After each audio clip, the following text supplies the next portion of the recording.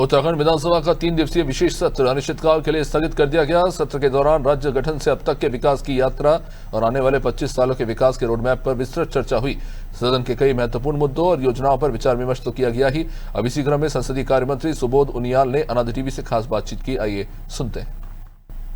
उत्तराखंड विधानसभा के विशेष सत्र में क्या कुछ खास रहा है, बातचीत करने के लिए हमारे साथ मौजूद है संसदीय कार्य मंत्री सुबोध उनियाल जी। उनियाल जी, 3 दिनों तक कौन से मुख्य पहलू ऐसे रहे हैं जिस पर आपने चर्चा की है? देखिए, सारे सदन में तकरीबन सारे सदस्यों ने डिबेट में भाग लिया और यही कारण है कि पहली बार ये एक बहुत अच्छे संकेत हैं कि राज्य के 25 वर्षों की यात्रा और आगे आने वाले 25 वर्षों के रोड मैप को लेकर जो चर्चा थी, पहली बार राज्य में सदन जो है जो तय था उससे एक दिन ज़्यादा बढ़ाया गया और इसमें सभी सदस्यों ने चाहे दलगत राजनीति से ऊपर उठकर प्रयास किया, सब लोगों ने प्रतिभाग किया और राज्य के हित में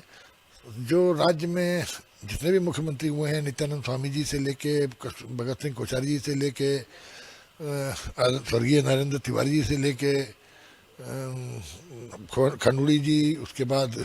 निशंक जी, उसके बाद विजय बहुगुणा जी, हरीश रावत जी, त्रिवेंद्र रावत जी, तीरथ रावत जी और वर्तमान मुख्यमंत्री पुष्कर सिंह धामी तक सारे मुख्यमंत्रियों में जिसने भी राज्य के हित में जो काम किए सबकी मुक्तकंठ से प्रशंसा करके उनका धन्यवाद भी दिया। और इसके अलावा क्योंकि एक हम लोगों के पास स्वर्णिम समय है इस समय कि राज्य 2 डबल इंजन की सरकार यहाँ काम कर रही है। राज्य में पुष्कर सिंह धामी जी के नेतृत्व में सरकार है और भारत में मोदी जी के नेतृत्व की सरकार है। तो इस बार जिस तरह से मोदी जी का हमारे राज्य के प्रति उनका एक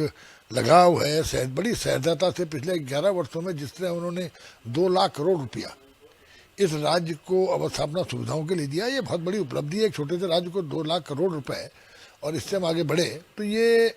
इसको लेकर के किस तरह इस राज्य को आगे बढ़ाया जाए, इस पर जब चर्चा हुई है तो ज़्यादातर लोगों का फोकस था कि आज पलायन एक बहुत बड़ी समस्या है राज्य के अंदर, उसको रोकने के लिए आवश्यक है कि हम हेल्थ सेक्टर को और एजुकेशन सेक्टर को मजबूत करें। तो हेल्थ सेक्टर, एजुकेशन सेक्टर किस तरह मजबूत हो, इसको लेकर के निश्चित रूप से सभी लोगों के विचारों का मंथन करने के बाद एक जो सरकार जो एक नीति बनाएगी, निश्चित रूप से वो हेल्थ सेक्टर को और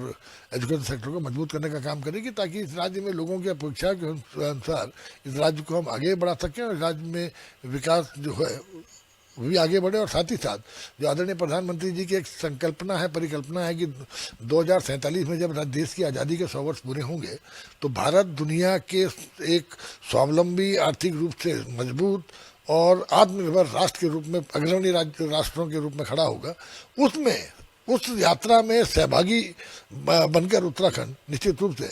ये प्रयास रहेगा कि उत्तराखंड को भी सर्वश्रेष्ठ राज्यों की अग्रिम पंक्ति में खड़ा करके उस यात्रा का सहभागी बनाया जाए। इसको लेकर के सब लोगों में मत एकता थी। बहुत बहुत शुक्रिया हमसे बातचीत करने के लिए। तो आपने सुना संसदीय कार्य मंत्री सुबोध उनियाल जी को, जिन्होंने बताया कि आने वाले समय में किस तरह से जो है वो सरकार अपने एक विजन के साथ आगे बढ़ेगी। अपने सहयोगी कैमरामैन जोगिंदर के साथ सोनू सिंह, अनादि टीवी, देहरादून।